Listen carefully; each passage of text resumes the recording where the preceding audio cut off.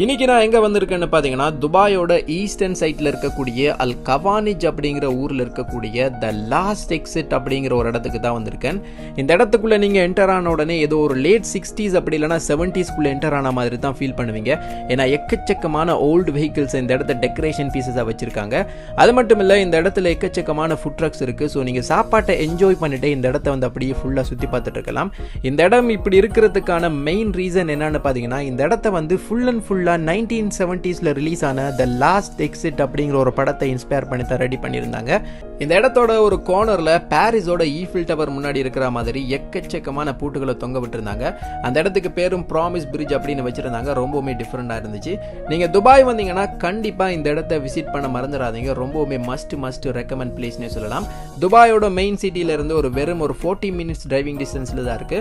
இதே மாதிரி இன்னும் நிறைய ஹிடன் பிளேசஸ் பத்தி தெரிஞ்சுக்கணும்னா சப்ஸ்கிரைப் பண்ணுங்க.